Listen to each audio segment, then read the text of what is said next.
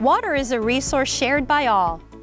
Water conservation may seem unnecessary in a state surrounded by water, but not all of that water is readily available for drinking or irrigation.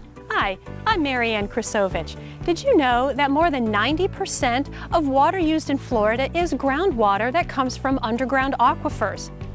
And of Lake County's average 49 inches of rainfall each year, less than 12 inches actually seeps into the ground to replenish those aquifers.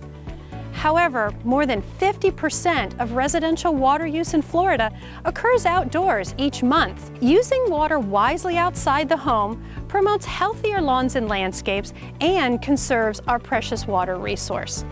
Let's talk about steps you can take outside your home to conserve water.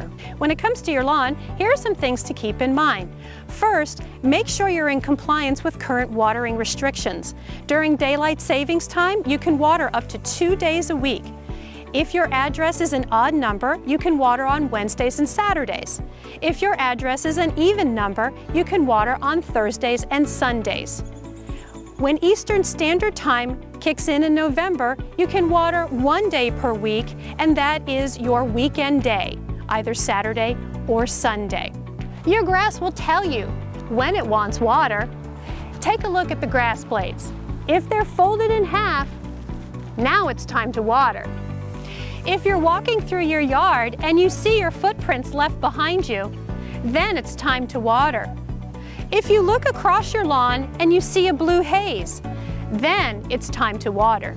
How do you know how much water to give your lawn? 3/4 of an inch, that's what they like. How do you know when you've got 3/4 of an inch? You'll want to get a tuna fish or a cat food can, set several out in your yard, turn your irrigation system on, time how long it takes to put 3/4 of an inch into that can, and set each irrigation zone accordingly.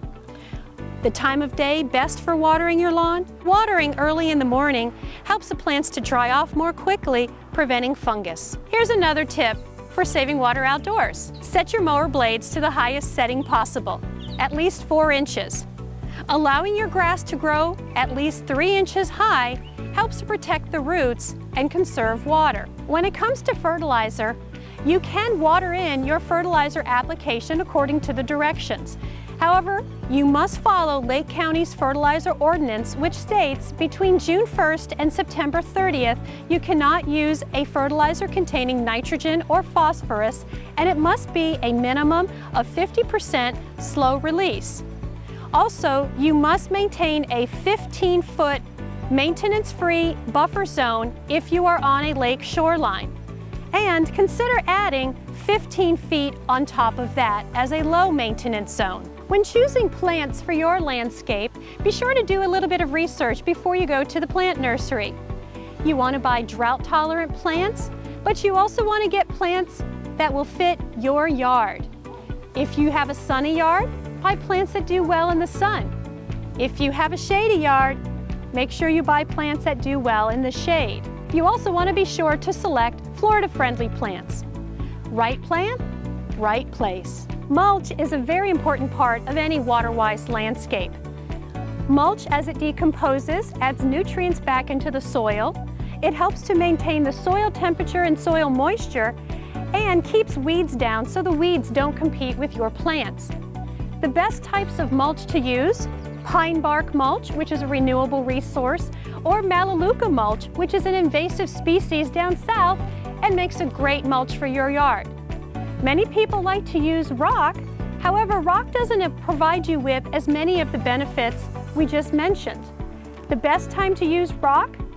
To make a path through your yard or 18 inches from the base of your house to help keep termites at bay. Irrigation can be the single largest user of water outside of our homes. It's important to understand how your irrigation system works. This is a rotor which is designed for large grass areas. This is a spray pop-up head that works well for flower beds and smaller areas. Ideally, we could also make use of micro irrigation. These spray heads put water directly where the plant needs it and minimizes the amount of water loss to evaporation or wind. If water is life, then water conservation must be our way of life.